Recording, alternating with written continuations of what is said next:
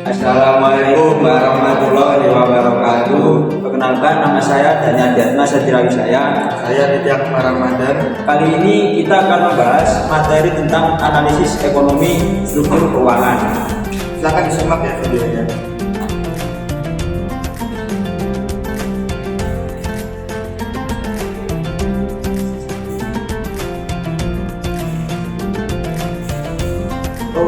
Jadi ini dalam sebelumnya tuh di buku ada perbandingan sumber dana eksternal bagi perusahaan keuangan di Amerika Serikat, Jerman, Jepang, dan Kanada. Kenapa ya kok pinjamannya sebagai sumber dana perusahaan? Oh iya, ini kalau kita lihat di buku ini ya kan ada pinjaman. Bank itu merupakan yang terbesar di antara pinjaman non-bank, obligasi, dan saham. Nah, tadi kan pertanyaanmu kan kenapa kok saham itu nggak yang terbesar ya? Jadi gini, mari misalkan ya kita kan ada perusahaan ya, perusahaan. Nah, perusahaan ini kan dimiliki oleh seseorang. Nah, seorang ini kan namanya pengusaha dia, pengusaha. Nah, ketika biasanya kan pengusaha ini kalau kekurangan dana kan biasanya kan banyak yang ini perusahaannya ini IPO. Nah, IPO itu kayak perusahaan itu daftar ke bursa efek untuk dijadikan untuk di investasi sama investor. Jadi dia itu perusahaan itu mengeluarkan saham. Jadi kalau misalkan perusahaannya ini kekurangan dana, mereka itu bisa daftar di bursa efek dan menjadi perusahaan IPO dengan membagikan saham, menjualkan saham ke investor-investor. Nah, dengan adanya penjualan saham ini kan nanti itu dijual ke investor, dapat uang atau modal lagi. Nah, jadi kan gini, kalau misalkan investor mau membeli saham dari perusahaan itu kan dia harus mengeluarkan uang kan. Nah, uangnya ini digunakan untuk kesehariannya perusahaan ini agar nggak sampai bangkrut itu. Jadi perusahaan ini tetap mendapatkan modal dari seorang investor. Nah, kelemahannya tapi gini, misalkan perusahaan ini kan IPO ya, perusahaan ini daftar ke bursa efek dan menjualkan saham-saham ke investor. Nah, dampak negatifnya itu gini. Jadi peran pengusaha ini kurang maksimal dibagi-bagi sama peran investor. Jadi investor itu juga berhak untuk mengatur perusahaan ini karena dia kan yang mendanai tadi lewat pembelian saham itu. Nah, jadi pengusaha ini merasa dirugikan.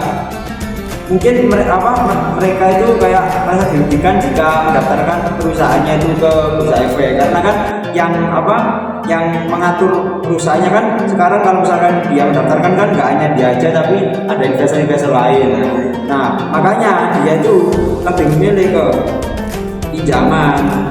Nah, dengan pinjaman ini kan kalau misalkan dia modalnya masuk kan dia nggak perlu berbagi kebijakan sama investor lain, jadi dia juga tetap jadi pengusaha satu-satunya yang bisa mengontrol perusahaan itu. Tapi dia minusnya itu kalau misalkan pinjaman bank ya dia harus mengembalikan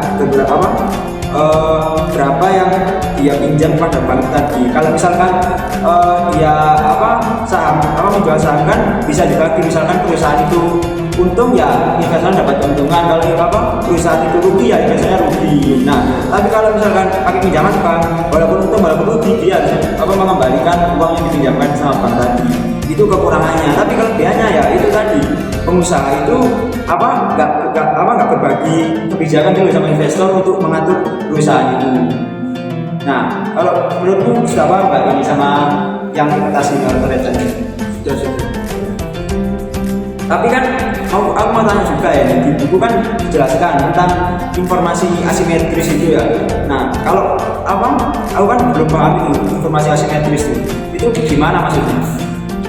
Jadi informasi asimetris itu situasi yang ada memiliki informasi yang cukup mengenai pihak lain yang terlibat dalam sebuah transaksi. Jadi akibatnya itu nggak mungkin bagi pihak tersebut untuk membuat keputusan yang akurat dalam menjalankan transaksi tersebut. Hal ini jadi aspek penting dalam pasar keuangan. Contohnya itu manajer sebuah perusahaan mengetahui apakah perusahaannya itu jujur dan juga memahami bagaimana sebenarnya kinerja perusahaan itu dibandingkan pemegang saham. Ya, dari informasi asimetris itu jadi mendorong timbulnya masalah adverse selection dan jadi informasi asimetris itu dapat menyebabkan pengambilan keputusan yang tidak akurat ya. Iya. Oh, lalu tadi itu kan dijelaskan waktu kamu bilang adverse selection itu ada moral hazard. Nah, sama itu gimana maksudnya moral hazard itu? Sama adverse selection. Jadi adverse selection itu masalah informasi asimetris yang terjadi sebelum transaksi berlangsung. Orang yang kemungkinan besar akan bermasalah dan kredit justru itu yang paling aktif mencari pinjaman. Artinya orang yang kemungkinan besar terlibat dalam bisa memajukan sesuatu yang tidak diharapkan, justru orang kemungkinan besar ingin terlibat dalam transaksi. Misalnya orang yang suka berjudi itu biasanya paling ingin mengambil pinjaman karena mereka tahu bahwa mereka tidak akan membayar karena adverse selection meningkatkan kemungkinan sebuah kredit menjadi bermasalah. Memberi pinjaman itu memutuskan untuk tidak memberikan pinjaman walaupun ada banyak orang dengan karakteristik baik yang meminjam. Lalu untuk moral hazard itu terjadi setelah transaksi berlangsung. Jadi pinjaman diberikan, ada kemungkinan peminjam terlibat dalam suatu kegiatan yang tidak diinginkan oleh pemberi pinjaman. Karena kegiatan itu akan membuat pinjaman sulit dilunasi kembali. Misalnya setelah memperoleh uang pinjaman, peminjam menaruhnya dalam investasi dengan risiko tinggi karena tergiur hasil yang menjanjikan, lalu dengan adanya permasalahan ini. Jadi kamu tahu nggak bagaimana cara menyelesaikan masalah adverse selection itu? Oh ya, aku tahu kalau berdasarkan di buku itu penyelesaian masalah adverse selection itu di pasar keuangan itu dapat juga mengurangi informasi asimetris dengan memberi informasi lebih rinci mengenai orang atau perusahaan yang ingin membiayai aktivitas investasinya. Satu cara bagi penabung peminjam untuk memperoleh informasi ini adalah melalui perusahaan swasta yang mengumpulkan dan menghasilkan informasi yang membedakan perusahaan baik dan buruk dan kemudian menjualnya kepada penabung peminjam. Lalu satu cara untuk mendeskripsikan solusi kekayaan bersih dan jaminan terhadap masalah moral hazard adalah kekayaan bersih dan jaminan membuat kontrak utang menjadi bersifat kesesuaian insentif atau insentif kompatibel, yaitu insentif antara pemberi pinjaman dan peminjam sesuai. Semakin besar kekayaan bersih dan jaminan peminjam, maka semakin besar pula insentif bagi peminjam untuk bertindak sesuai keinginan pemberi pinjaman. Semakin kecil masalah moral hazard dalam kontrak utang dan semakin mudah bagi perorangan dan perusahaan untuk berutang. Namun sebaliknya, ketika kekayaan bersih dan jaminan pemberi pinjaman rendah, masalah moral hazard membesar dan semakin sulit untuk meminjam. Lalu, peraturan pemerintah untuk meningkatkan informasi masalah free ride dapat menciptakan pasar bagi perusahaan untuk memproduksi informasi yang akan menghapus informasi asimetris yang menjadi dasar adverse selection. Namun, dapatkah perusahaan keuangan memperoleh keuntungan dari campur tangan pemerintah? Nah, pemerintah misalnya dapat menghasilkan informasi untuk membantu investor dalam membedakan perusahaan baik dan buruk dan memberikan informasi itu gratis kepada masyarakat. Namun hal ini dalam hal ini pemerintah harus membuat daftar mengenai perusahaan yang buruk dan sulit dilakukan secara politik. Lalu apakah kamu tahu moral hazard dalam kontrak equity dalam masalah agen prinsipal? Jadi kontrak equity itu sama kayak saham. Jadi tadi kan ada bagian keuntungan dan aset dari perusahaan. Kontrak equity itu jadi bagian dari satu jenis tertentu dan moral hazard yang disebut masalah agen prinsipal.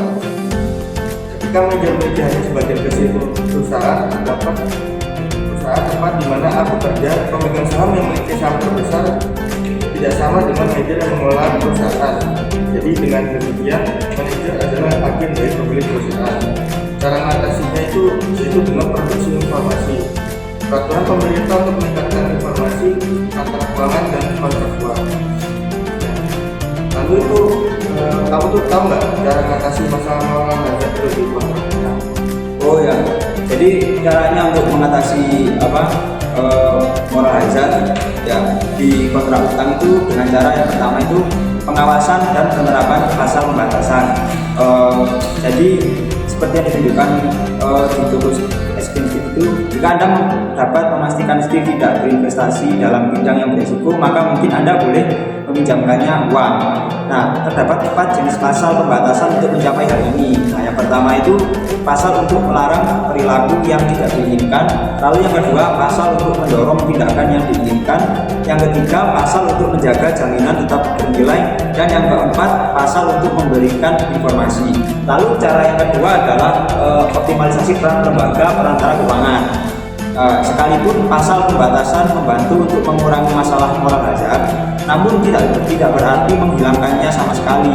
Sangat tidak mungkin menulis sekian banyak pasal untuk mengatasi segala risiko yang mungkin terjadi. Selain itu, peminjam mungkin cukup cerdas untuk menemukan lubang-lubang dalam pasal pembatasan yang membuat pasal itu tidak efektif.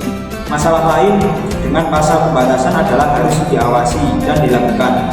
Pasal pembatasan itu tidak akan ada artinya jika peminjam dapat melanggarnya karena tahu pemberi pinjaman tidak akan memeriksa atau tidak bersedia membayar biaya hukum. Seperti sudah kita lihat sebelumnya, lembaga keuangan terutama bank dapat menghindari masalah free rider dengan terutama menyalurkan kredit private. Kredit seperti ini tidak diperdagangkan, maka tidak ada yang menikmati secara gratis proses pengawasan dan pemberlakuan pasal pembatasan. Nah, jadi begitu caranya untuk mengatasi hazard di kontrak utang. Jadi baiklah, sekian pembahasan kami tentang bab analisis ekonomi dan struktur keuangan. Nah, terima kasih telah menonton. Sekian dari kami. Wassalamualaikum warahmatullahi wabarakatuh.